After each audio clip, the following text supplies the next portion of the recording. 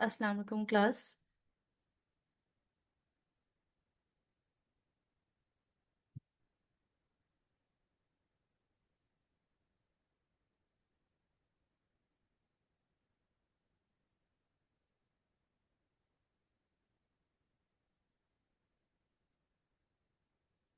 Okay, आज जो है वो हम एनएमआर की बेसिक्स को ही रिवीजन कर रहे हैं, क्योंकि काफ़ी सारे स्टूडेंट्स हैं जिनको प्रॉब्लम हो रहा था चीज़ों को समझने में रिकॉर्डेड लेक्चर से। तो आज स्टार्टिंग में पहले जिन्होंने मुझे क्यूरीज भेजी थी उसको मैं थोड़ा सा एड्रेस कर लूँ। उसके बाद जो है वो हम इंडिविजुअल जो आपके क्वेश्चंस हैं उसको हम एड्रेस कर लेंगे, ठीक है। अच्छा, सबसे पहले एनएमआर का जो कॉन्सेप्ट आपने थोड़ा सा समझना है ना, वो ये है कि एनएमआर यूवी विजिबल स्पेक्ट्रोस्कोपी से और आईआर स्पेक्ट्रोस्कोपी से काफी डिफरेंट एक टेक्निक है। सेम इस तरह से कि ये एब्जॉर्प्शन स्पेक्ट्रोस्कोपी ही है, कि इसमें आपके पास इलेक्ट्रोमैग्नेटिक रेडिएशंस जो है वो एब्जॉर्ब हो रही हैं और उसकी वजह से कोई ट्रांजिशन कॉज हो रही है। लेकिन जो स्ट्रेंथ ऑफ ट्रांजिशन है, जो लेवल ऑफ ट्रांजिशन है, वो बहुत ही कम एनर्जी का है। तो इसलिए हम इसको थोड़ा सा विजुलाइज करने की कोशिश करेंगे कि व्हाट इज एक्चुअली हैपनिंग। ठीक है। हमारे पास एक एटम को अगर आप विजुलाइज करें, तो अगर आप सिंपलेस्ट वे में भी उसको विजुलाइज करें, तो आपके पास क्या है? न्यूक्लियस है। न्यूक्लियस के अंदर प्रोटॉन्स और न्यूट्रॉन्स हैं और उसके अराउंड जो है वो इलेक्ट्रॉन्स रिवॉल्व कर रहे हैं, राइट। जो यूवी विजिबल स्पेक्ट्रोस्कोपी थी या जो आईआर स्पेक्ट्रोस्कोपी थी, उसके अंदर जो ट्रांजिशंस इन्वॉल्व थी उसमें इलेक्ट्रॉन्स इन्वॉल्व थे। ठीक है। अब यहाँ पे एनएमआर के अंदर जो ट्रांजिशन इन्वॉल्व है उसमें न्यूक्लियस का रोल है। न्यूक्लियस के अंदर क्या कौन कौन से पार्टिकल्स हैं? प्रोटॉन्स हैं और न्यूट्रॉन्स हैं। प्रोटॉन्स की भी अपनी एक मैग्नेटिक फील्ड है और न्यूट्रॉन्स की भी अपनी मैग्नेटिक फील्ड है, ठीक है। प्रोटॉन्स की मैग्नेटिक फील्ड क्यों है? क्योंकि वो पॉजिटिवली चार्ज है और जब भी कोई चार्ज पार्टिकल मूव करता है तो उसकी अपनी एक इलेक्ट्रिक फील्ड भी होती है और मैग्नेटिक फील्ड भी होती है, ठीक है। इसी तरह से जो न्यूट्रॉन्स हैं, वैसे तो वो इलेक्ट्रिकली न्यूट्रल होते हैं, लेकिन हमें पता है कि अब जो रिसर्च हमारे पास डिफरेंट सामने आई है उसमें न्यूट्रॉन के अंदर भी चार्ज पार्टिकल्स मौजूद होते हैं, लेकिन क्योंकि वो इक्वल क्वांटिटी में होते हैं तो इस वजह से न्यूट्रॉन इटसेल्फ इलेक्ट्रिकली जीरो होता है। लेकिन उसके अंदर कुछ ना कुछ अमाउंट ऑफ चार्ज मौजूद होता है। तो जब वो अमाउंट ऑफ चार्ज मूव करेगा तो उसकी वजह से भी जो मैग्नेटिक फील्ड जनरेट होगी वो इसका भी इफेक्ट है, ठीक है।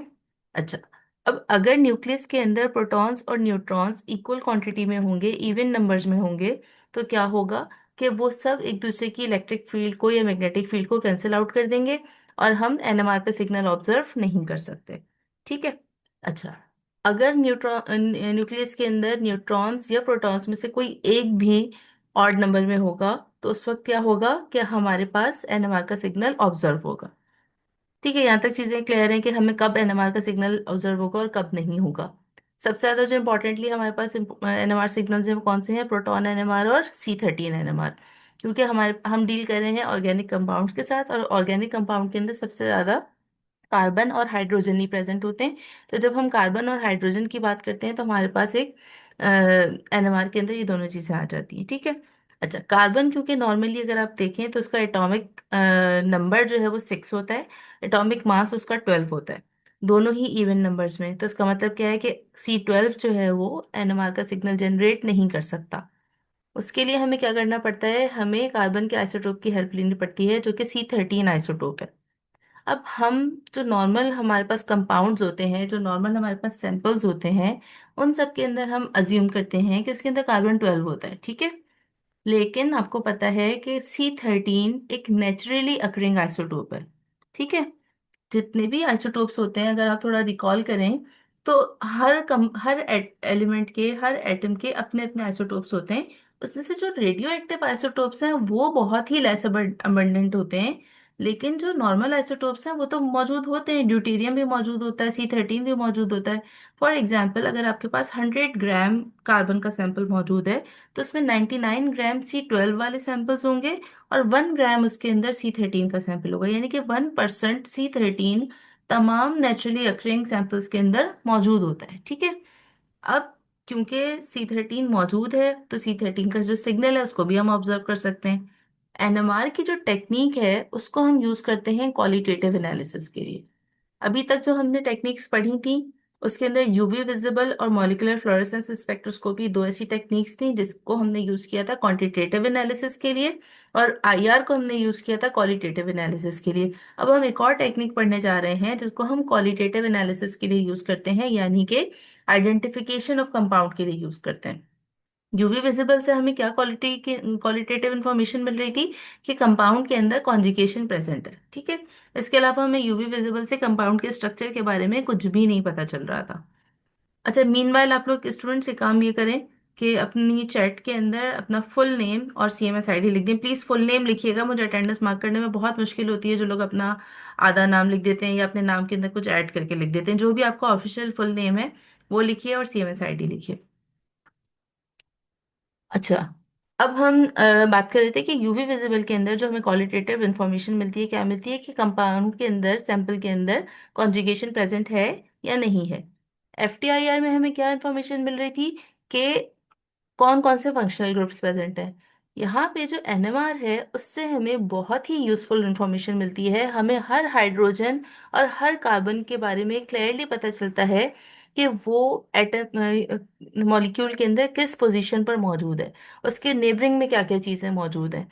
कैसे पता चलता है ये हम स्पेक्ट्रा सॉल्विंग जब हम करेंगे इस वक्त आपको और क्लियरली पता चलेगा, लेकिन अभी के लिए हमें ये पता है कि एनएमआर क्या है। एक ऐसी टेक्निक है जिससे हमें क्वालिटेटिव इंफॉर्मेशन मिल रही है।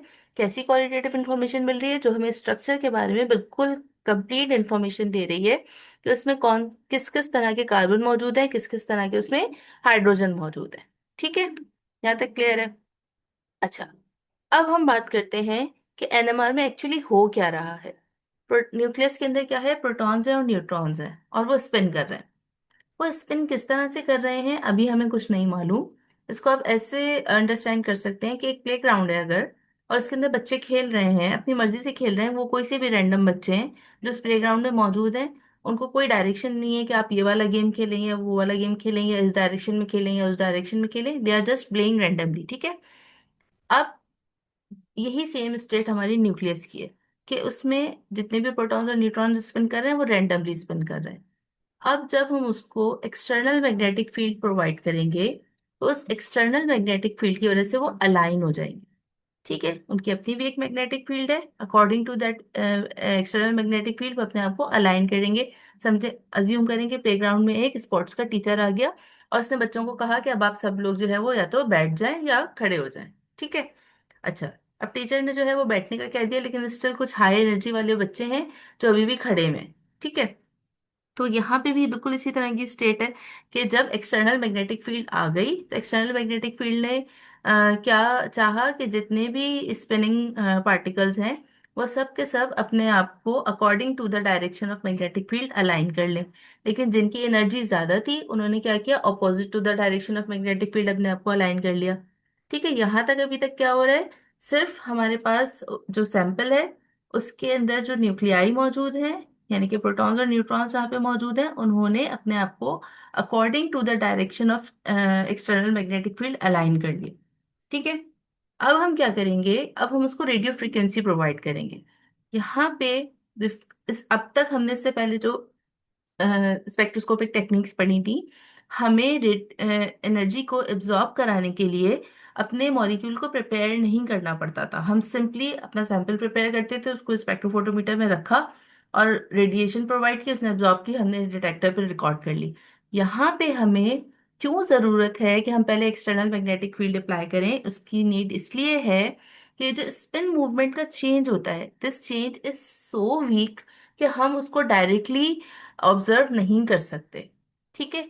सिर्फ एक स्पिन स्टेट क्लॉकवाइज से क्लॉक एंटी क्लॉकवाइज में चेंज हो जाए या एंटी क्लॉकवाइज से क्लॉकवाइज में चेंज हो जाए, ये जो चेंज है ये इतना माइन्यूट होता है कि इसको ऑब्जर्व करना डायरेक्टली पॉसिबल नहीं होता। तो इसलिए जरूरत क्या है कि पहले हम उसको एक ऑर्डर में लेकर आए, उसके बाद जब वो उस ऑर्डर से दूसरे स्टेट में जाएगा तब हम उसको ऑब्जर्व कर सकते हैं, ठीक है। तो इसलिए हम ये जो एक्सटर्नल मैग्नेटिक फील्ड है ये एक तरह से प्रिपरेशन है हमारे सैंपल की कि हम उसको एब्जॉर्प्शन के लिए प्रिपेयर कर सकें, ठीक है। अच्छा, अब यहाँ तक हमने क्या किया है कि हमारे पास रैंडमली मूविंग स्पिनिंग पार्टिकल्स थे, उसके ऊपर हमने एक्सटर्नल मैग्नेटिक फील्ड अप्लाई की। अब जब एक मैग्नेटिक फील्ड आ गई तो वो अपने आप को दो तरीके से अलाइन कर सकते हैं, या तो according to the direction of magnetic field align कर सकते हैं, या opposite to the direction of magnetic field अपने आप को अलाइन कर सकते हैं। जिनकी एनर्जी कम होगी वो अकॉर्डिंग टू द डायरेक्शन कर लेंगे, क्योंकि फ्लो में बहना आसान होता है। इसी तरह से जिनकी एनर्जी ज्यादा होगी वो आपको अपने आप को opposite to the direction of magnetic field align करेंगे। जो मैग्नेटिक फील्ड के डायरेक्शन में होंगे उनको हम कहेंगे अल्फा स्पिन, और जो ऑपोजिट होंगे उनको हम कहेंगे बीटा स्पिन। ठीक है, अल्फा स्पिन की जो एनर्जी होती है वो कम होती है, बीटा स्पिन की एनर्जी ज्यादा होती है। अब हम क्या करेंगे कि हम उसको रेडियो फ्रिक्वेंसीज प्रोवाइड करना शुरू करेंगे। अब जब रेडियो फ्रिक्वेंसी प्रोवाइड की, अब क्या होगा कि उसके अंदर जितने भी मॉलिक्यूल्स अलाइन थे बीटा स्टेट में थे, वो सॉरी जो अल्फा स्टेट में थे, वो एनर्जी को एब्जॉर्ब करेंगे और वो बीटा स्टेट में चले जाएंगे। अब ये क्यों होगा? जब हम रेंडमली मूविंग हमारे पास, सॉरी रेंडमली स्पिनिंग हमारे पास पार्टिकल्स थे, जब हमने उसको मैग्नेटिक फील्ड प्रोवाइड की, तो उस वक्त क्या होता है कि ज्यादा पार्टिकल्स जो है वो अल्फा स्पिन में आ जाते हैं, कम जो है वो बीटा में जाते हैं। क्यों? क्योंकि अल्फा स्पिन स्टेबल है, बीटा स्पिन जो है उसके लिए ज्यादा एनर्जी चाहिए। तो ज्यादा पार्टिकल्स क्या चूज करते हैं कि वो अल्फा स्पिन करते रहें। अब जब उनको एनर्जी मिल जाएगी तो वो क्या करेंगे, बीटा स्पिन में चले जाएंगे। तो एक्साइटेड स्टेट में क्या हो रहा है कि हमारे पास जो अल्फा स्पिनिंग मॉलिक्यूल पार्टिकल्स हैं और जो बीटा स्पिनिंग पार्टिकल्स हैं वो इक्वल हो गए। ठीक है, ये एक्साइटेड स्टेट है। अब एक्साइटेड स्टेट जो है वो क्लास, प्लीज मैं 1 मिनट का पॉज करूंगी, एक थोड़ा अर्जेंट प्रॉब्लम आ गया, मैं आपकी क्लास रिज्यूम कर रही हूँ, जस्ट 1 मिनट।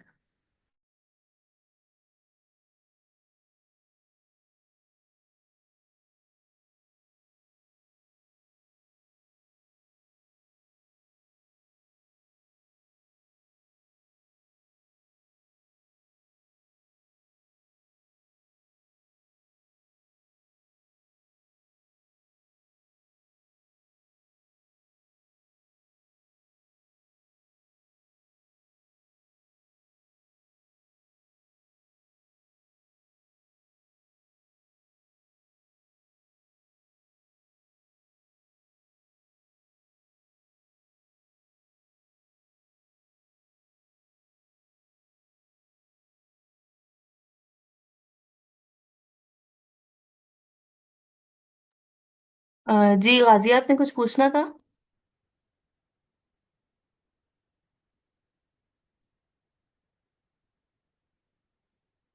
1 मिनट, आपका माइक अनम्यूट कर देती हूँ, आप पूछ लीजिएगा।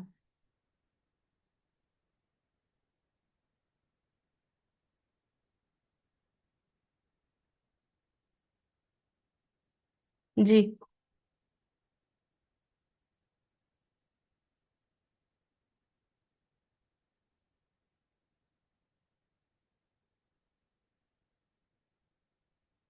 जी गाजिया, आप अपना अनम्यूट कर लें और पूछ लें।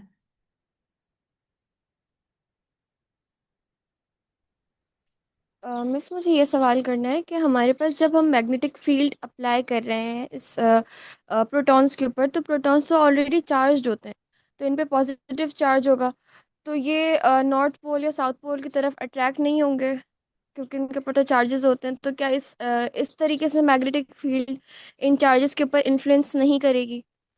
नहीं नहीं नहीं, देखो आप इसके अंदर दो चीजें मिक्सअप कर रही हो।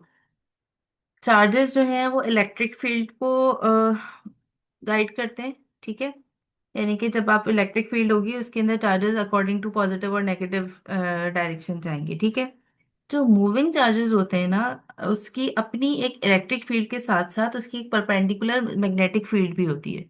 ठीक है, आपने ये फिजिक्स में इंटर लेवल पे ये चीज पढ़ी होगी कि जितने भी मूविंग चार्जेस होते हैं उनकी अपनी एक मैग्नेटिक फील्ड भी होती है। तो यहाँ पे हम उस मैग्नेटिक फील्ड की बात कर रहे हैं, हम यहाँ पे चार्ज के बारे में बात नहीं कर रहे। चार्ज कोई सा भी हो, उसके ऊपर पॉजिटिव चार्ज हो नेगेटिव चार्ज हो, हम उसके अंदर इंटरेस्टेड नहीं है। हम उस चार्ज की वजह से जनरेट होने वाली मैग्नेटिक फील्ड के अंदर इंटरेस्टेड है। ठीक है। अच्छा, अब जो है वो हमारे पास यहाँ पे क्या सिचुएशन है कि हमारे पास मूविंग पार्टिकल्स हैं, मूविंग चार्ज पार्टिकल्स हैं, जिसकी वजह से उनकी मैग्नेटिक फील्ड है। और उनके ऊपर जब हमने एक्सटर्नल मैग्नेटिक फील्ड अप्लाई की, तो उसमें से कुछ जो है वो अल्फा स्पिन में है और कुछ जो है वो बीटा स्पिन में है। अल्फा स्पिन में ज्यादा है क्योंकि अल्फा स्पिन की एनर्जी कम होती है, अब जब उनको रेडियो फ्रिक्वेंसी मिलेगी और उनका जो अल्फा से बीटा में जाने का जो एनर्जी गैप है वो मीट हो रहा होगा, तो वो अल्फा स्पिन से बीटा स्पिन में चले जाएंगे। ठीक है। कब तक जाएंगे? जब तक अल्फा स्पिन और बीटा स्पिन वाले पार्टिकल्स इक्वल ना हो जाएं। ये है आपकी एक्साइटेड स्टेट। अब क्योंकि जब रेडियो फ्रिक्वेंसी मिलना बंद हो जाएगी, तो दोबारा से जो स्पिनिंग पार्टिकल्स हैं वो रिलैक्स होके ग्राउंड स्टेट में आने की कोशिश करेंगे। जब वो रिलैक्स होके ग्राउंड स्टेट में आएंगे, तो उस वक्त जो वो एनर्जी रिलीज करेंगे, उस एनर्जी को हम एनएमआर सिग्नल कहते हैं। ठीक है। यानी कि सबसे पहले क्या है, अल्फा स्पिन वाले पार्टिकल्स ज्यादा हैं। ठीक है। अल्फा स्पिन कब आई? जब हमने एक्सटर्नल मैग्नेटिक फील्ड अप्लाई कर दी। अल्फा स्पिन वाले पार्टिकल ज्यादा हैं, जब उनको रेडियो फ्रिक्वेंसी मिली तो अल्फा और बीटा स्पिन वाले पार्टिकल इक्वल हो गए। अब जो है वो जब ये जो इसकी फ्लिपिंग हुई थी अल्फा से बीटा स्पिन में, इसको हम रेजोनेंस कहते हैं। अब जब ये रेजोनेंस इसकी खत्म होने लगेगी, ये वापस से अपनी ग्राउंड स्टेट में वापस से अल्फा स्पिन में आ रहा होगा। उस वक्त जो रिलैक्सेशन फेज होगा, उस वक्त क्या होगा कि एनएमआर सिग्नल ऑब्जर्व होगा। ठीक है। अब यहाँ पे हमारे पास दो तरह के फिनोमेना होते हैं। हमारे पास एनएमआर सिग्नल कहाँ पे अपेयर होगा और कैसा अपेयर होगा, ये डिपेंड करता है न्यूक्लियस के अराउंड इलेक्ट्रॉन्स कितने हैं। अगर तो न्यूक्लियस लेस इलेक्ट्रॉन डेंसिटी वाला है, यानी कि ऐसा न्यूक्लियस, जैसे हाइड्रोजन की हम बात कर लेते हैं, हाइड्रोजन के अराउंड एक ही इलेक्ट्रॉन होता है, और वो भी अगर किसी इलेक्ट्रोनेगेटिव एटम के साथ अटैच्ड हो तो वो भी समझे हाइड्रोजन के पास नहीं होता। ठीक है। तो हाइड्रोजन का जो न्यूक्लियाई है, न्यूक्लियस है, वो एक हाईली डी शील्डेड न्यूक्लियस है। डी शील्डेड न्यूक्लियस के साथ क्या होता है कि क्योंकि उसके चारों तरफ इलेक्ट्रॉन्स मौजूद नहीं है, तो क्या हो रहा है, जो एक्सटर्नल मैग्नेट है उसका बहुत स्ट्रॉन्ग इफेक्ट आता है उस न्यूक्लियस के ऊपर। जब स्ट्रॉन्ग इफेक्ट आता है तो और हम उसकी डायरेक्शन को फ्लिप करना चाहते हैं opposite to the direction of magnetic field, उसके लिए हमें ज्यादा एनर्जी रिक्वायर्ड है। ठीक है। तो डी शील्डेड न्यूक्लियाई कैसे न्यूक्लियाई हैं? जिनके अराउंड इलेक्ट्रॉन डेंसिटी कम है। ठीक है। इसलिए वो डी शील्डेड है, उनके ऊपर कोई शील्ड मौजूद नहीं है इलेक्ट्रॉन्स की। Because of the D shielding effect उनको मैग्नेटिक फील्ड सबसे ज्यादा पावरफुली एक्सपीरियंस करते हैं वो। और उस पावरफुल एक्सपीरियंस की वजह से उनको जब फ्लिप करना होता है उसके लिए उनको ज्यादा एनर्जी रिक्वायर्ड होती है। जब उनको ज्यादा एनर्जी रिक्वायर्ड होती है तो वो एनएमआर स्पेक्ट्रम में जो अपेयर होते हैं, वो अपेयर होते हैं टुवर्ड्स डाउन फील्ड। ठीक है। एनएमआर स्पेक्ट्रम को भी मैं आगे एक्सप्लेन करती हूँ ठीक से। ठीक है। अच्छा। फिर होते हैं हमारे पास शील्डेड न्यूक्लियाई। शील्डेड न्यूक्लियाई में क्या होता है, इसके चारों तरफ इलेक्ट्रॉन्स मौजूद होते हैं। अब इलेक्ट्रॉन्स भी चार्ज पार्टिकल्स हैं, वो भी मूव कर रहे हैं, उनकी भी कोई ना कोई मैग्नेटिक फील्ड होती है। तो जब एक बाहर से ये मैग्नेट आता है तो इसके ये जो इलेक्ट्रॉन्स होते हैं, ये उस मैग्नेटिक इफेक्ट को थोड़ा सा रिड्यूस कर देते हैं। जब थोड़ा सा रिड्यूस कर देते हैं तो ये जो न्यूक्लियस है, ये मैग्नेटिक फील्ड को बहुत स्ट्रांगली एक्सपीरियंस नहीं करता। करता है, अलाइनमेंट भी होती है, लेकिन बहुत स्ट्रांग इसका इफेक्ट नहीं होता। इसलिए जब उनको फ्लिप करना होता है opposite to the direction of magnetic field, तो उनके लिए आसान होता है। उनको कम एनर्जी चाहिए होती है। आसान होने का मतलब होता है कि उनको एनर्जी कम चाहिए।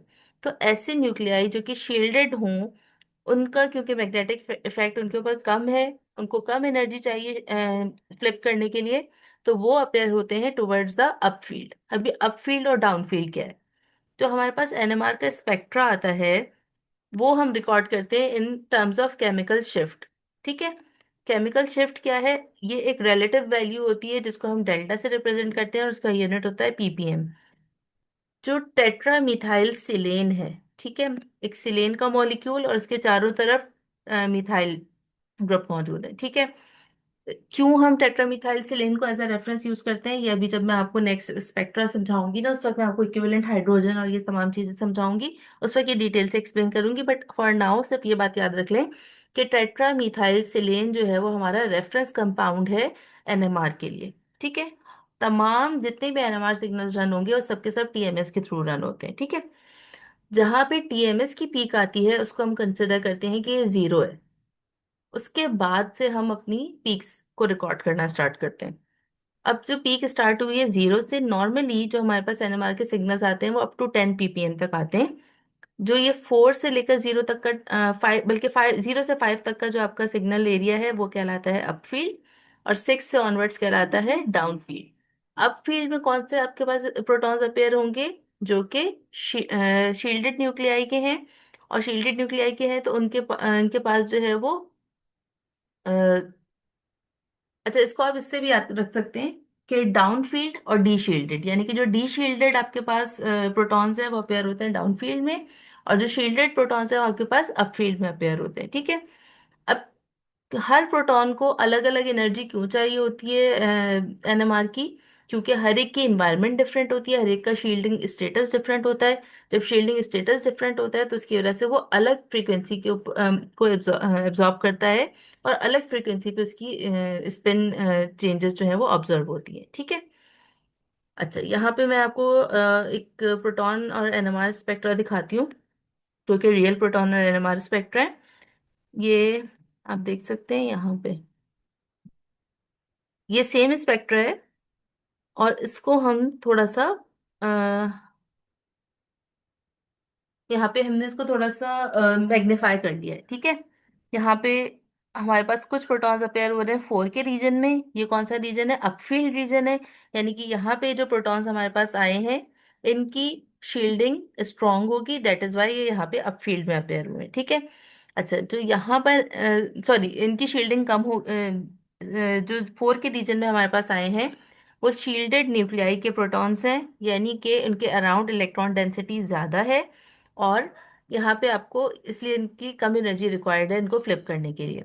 और जो यहाँ पे 7 वाले रीजन में आपके पास अपेयर हो रहे हैं, ये आपके पास डी शील्डेड प्रोटॉन्स हैं, यानी कि ये बहुत ज़्यादा स्ट्रांगली एक्सपीरियंस कर रहे हैं मैग्नेटिक फील्ड को। जब ये मैग्नेटिक फील्ड को स्ट्रांगली एक्सपीरियंस कर रहे हैं तो उनको ज़्यादा एनर्जी रिक्वायर्ड है फ्लिप करने के लिए, तो ये आपके पास डाउन फील्ड में अपेयर हो रहे हैं। ठीक है। इसी तरह से एक C13 NMR का स्पेक्ट्रा है। इसके अंदर ये आपको डिफरेंट नंबर ऑफ कार्बन की पीक्स देता है। इसको भी आप थोड़ा सा मैग्नीफाई करके देख सकते हैं। ये जो ऊपर ये अलग अलग नंबर्स दिए हुए हैं, ये हर कार्बन की अपनी एक अलग अलग पीक है। ठीक है। अच्छा, अब principle of NMR spectroscopy, I hope काफी लोगों को क्लियर हो गया होगा कि एनएमआर हम किस तरीके से रिकॉर्ड कर रहे होते हैं और इसका कॉन्सेप्ट क्या है। ठीक है। अ, इसके अलावा, अच्छा, ये तो हमने डिस्कस कर लिया कि प्रोटॉन एनएमआर, प्रोटॉन्स के साथ एनएमआर के वर्किंग के दौरान क्या हो रहा है। C13 वाला पॉइंट भी मैंने आपको बता दिया है कि C13 एनएमआर हम क्यों रिकॉर्ड कर रहे होते हैं। और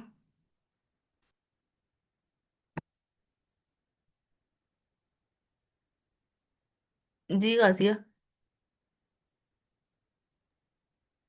मैम एक दफ़ा केमिकल शिफ्ट दोबारा बता दें। केमिकल शिफ्ट जो है वो सिंपली वो वैल्यू है जो कि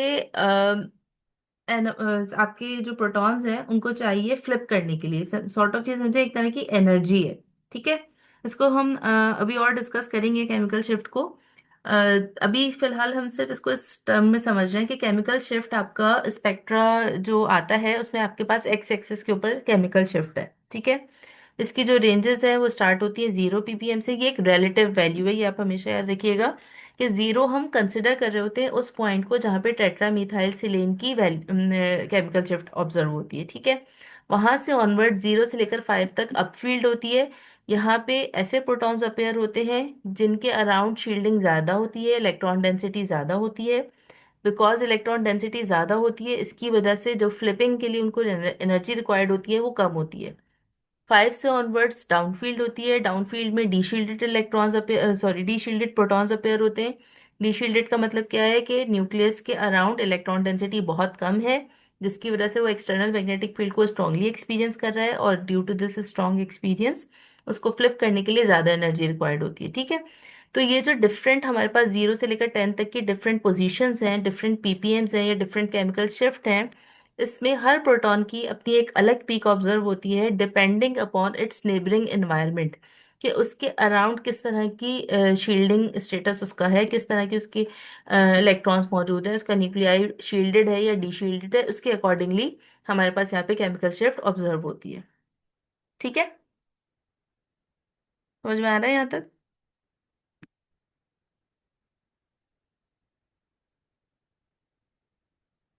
और आई होप कि अब आप लोगों को एनएमआर का कॉन्सेप्ट थोड़ा सा समझ में आया होगा कि एनएमआर में एग्जैक्टली हो क्या रहा है।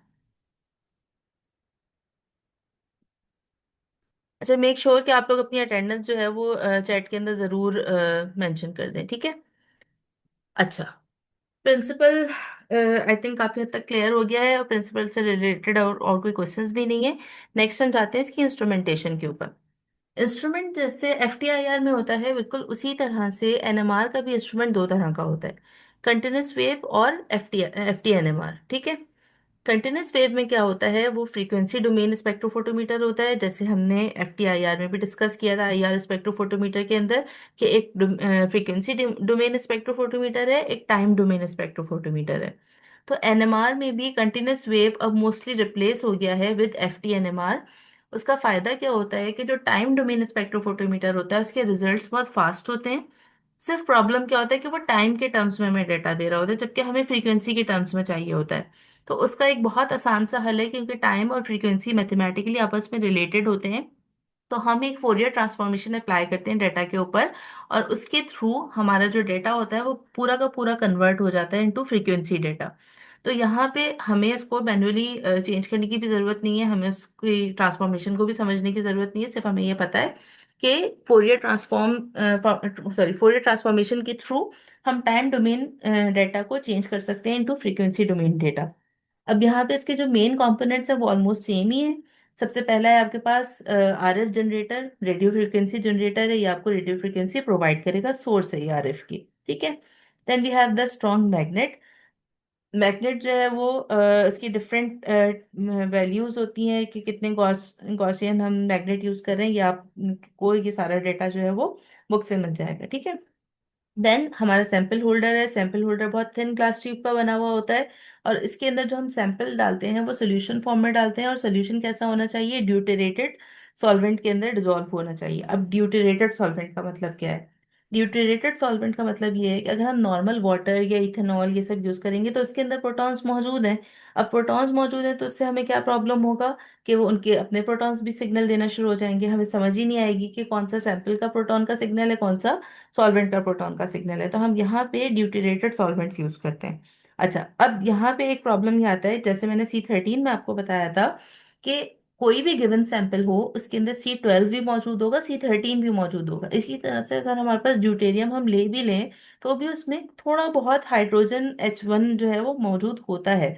तो उसके लिए हम क्या करते हैं कि हम ये नोट कर लेते हैं कि जो CdCl3 है उसकी वैल्यू कहाँ पर आ रही है। जैसे ये जो वाला स्पेक्ट्रा मैंने आपको दिखाया ना, इसके अंदर देखिए CdCl3 की वैल्यू आ रही है 7.2882 पर, ठीक है।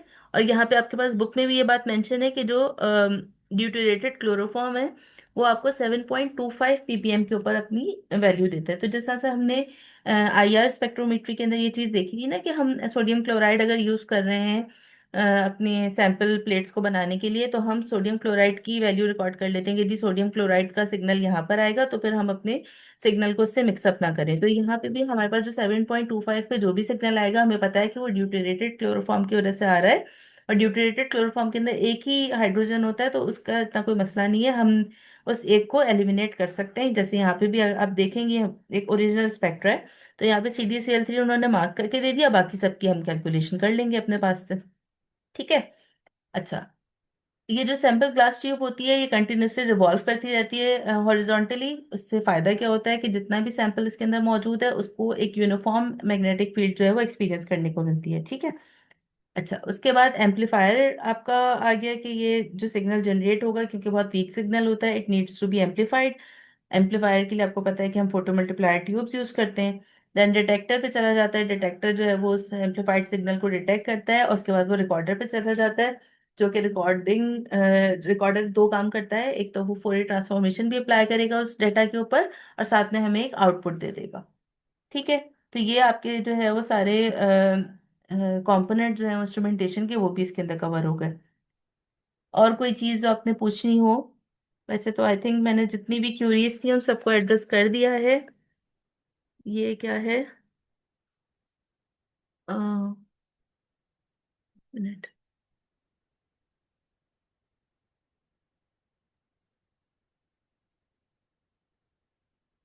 जी बिल्कुल मुराद, आपने बिल्कुल ठीक लिखा है कि लेफ्ट साइड पे जो है वो, अच्छा इसके अंदर लेफ्ट और राइट का आपको देखना पड़ेगा, कि अगर हम स्क्रीन को सामने से देख रहे हैं तो हमारा जो राइट है उस तरफ हमारे शील्डेड प्रोटॉन्स अपेयर हो रहे हैं। ठीक है, इसको आप राइट और लेफ्ट अपना देख लें, क्योंकि यहाँ पे अगर आप देखें,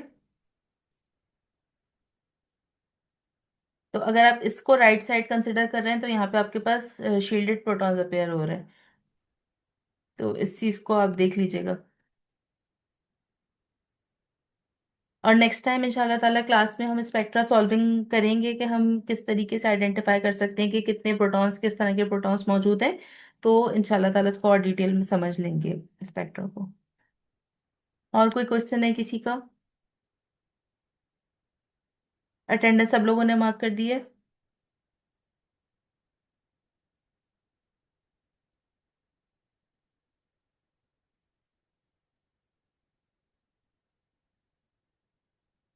नहीं, मैग्नेट एक ही रहता है इंस्ट्रूमेंट के अंदर। अच्छा, मैग्नेट एक ही रहता है, लेकिन हमारे पास ये जो स्वीप जनरेटर है ना, यहाँ पे दिस, ये जो स्वीप जनरेटर है ना, ये क्या करता है कि ये एक पूरा range of radio frequency produce करता है। मैग्नेटिक फील्ड यूनिफॉर्म है, लेकिन जो रेडियो फ्रिक्वेंसीज है ना, वो चेंज हो रही होती हैं कि कोई प्रोटॉन जो है वो कम एनर्जी पे फ्लिप हो जाता है, कोई प्रोटॉन ज्यादा एनर्जी पे फ्लिप होता है। तो ये जो कम एनर्जी और ज्यादा एनर्जी की मैं बात कर रही हूँ ना, this is in terms of radio frequency. ये चेंज हो रही होती हैं। जो शील्डेड प्रोटॉन्स हैं वो कम एनर्जी के ऊपर, कम रेडियो फ्रिक्वेंसी के ऊपर ही फ्लिप हो जाएंगे। जो डी शील्डेड प्रोटॉन्स हैं उनको ज्यादा एनर्जी की रेडियो फ्रिक्वेंसी चाहिए होगी।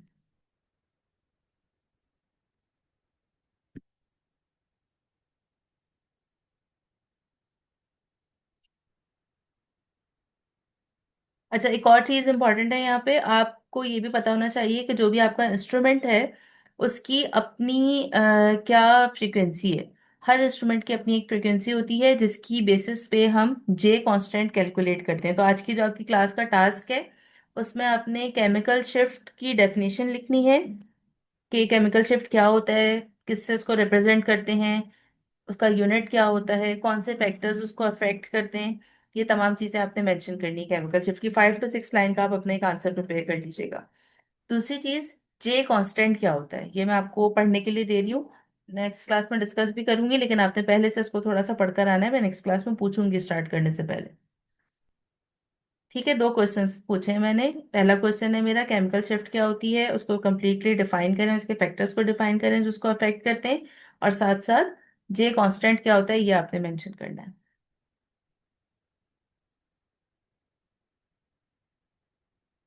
ठीक है, थैंक यू क्लास।